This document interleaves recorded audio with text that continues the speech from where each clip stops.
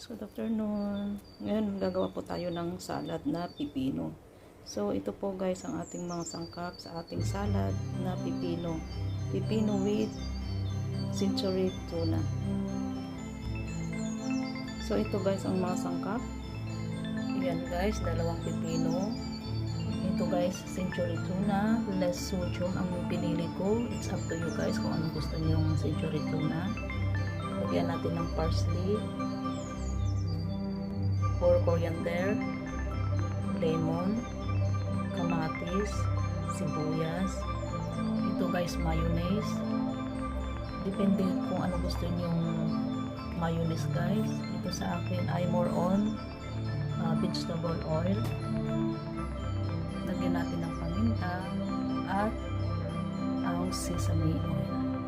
So yan guys ang ating sangkap na ating gagawing pipino salad or cucumber salad. So guys, ihanda natin ang ating mga sangkap.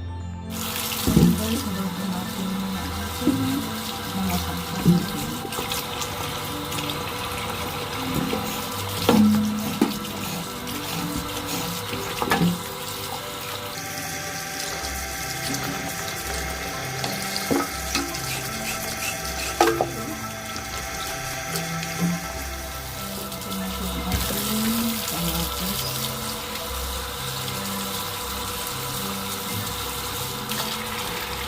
Ang ating coriander, nilagyan natin.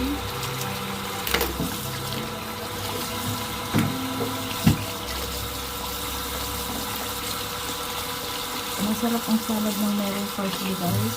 Ay, lagyan natin.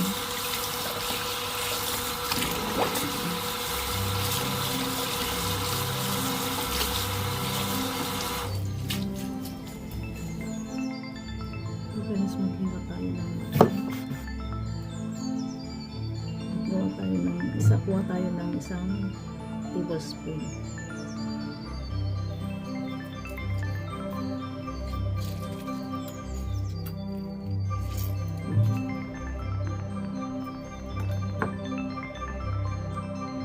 Guys, itong ating century tuna.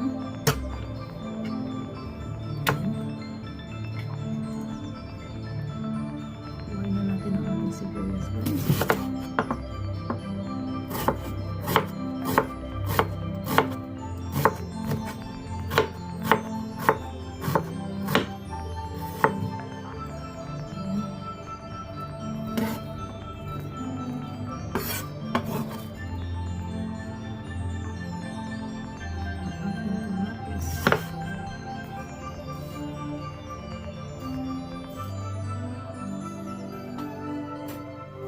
Tanggalin natin yung kanyang buto.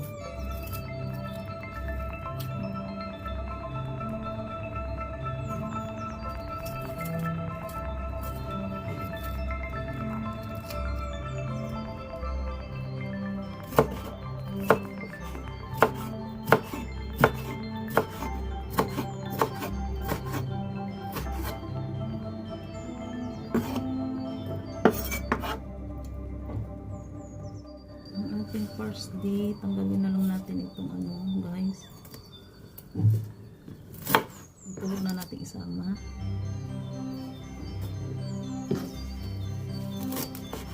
Dahil lang kung lagay natin.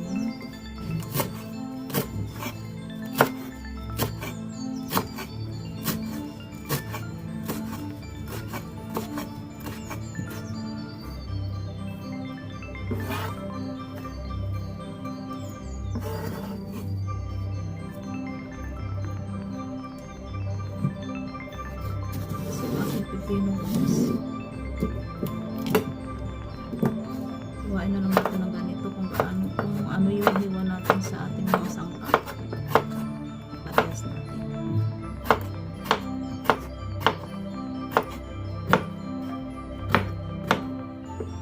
Ayan guys.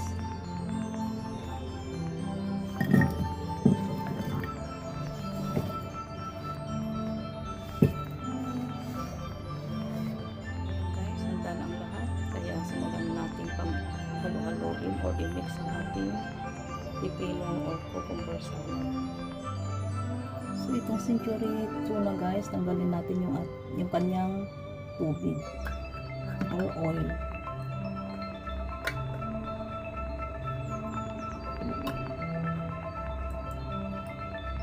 Tanggalin natin yung so ilagay na po natin guys yung kamatis, ang ating sibuyas, ang ating coriander, parsley, ang ating century tuna,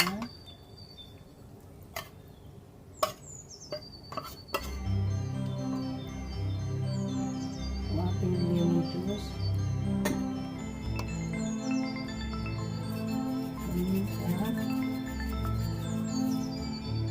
ating sesame oil,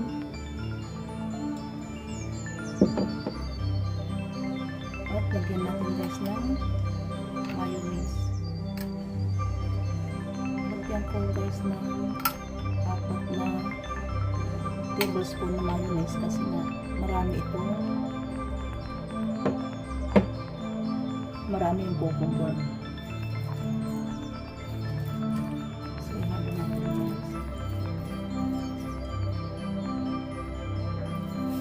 guys, lagyan pala natin ng kaunting asin.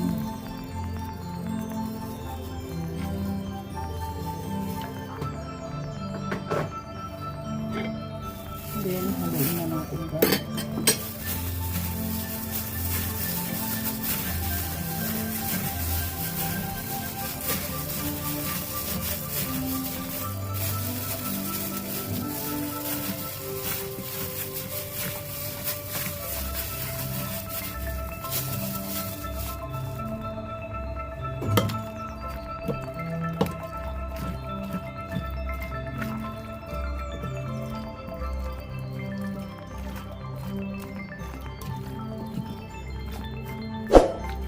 Ayan guys, we're done.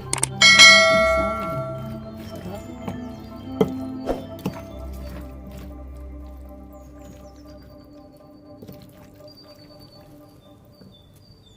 Ayan na guys, ang ating coriander cucumber salad.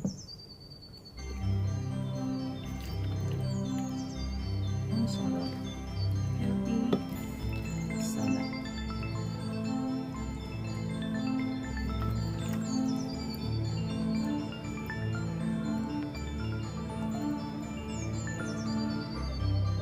Ito na guys ang ating finished product, ang coriander pipino with century tuna salad recipe. Thank you for watching guys. Bye bye. See you in my next video.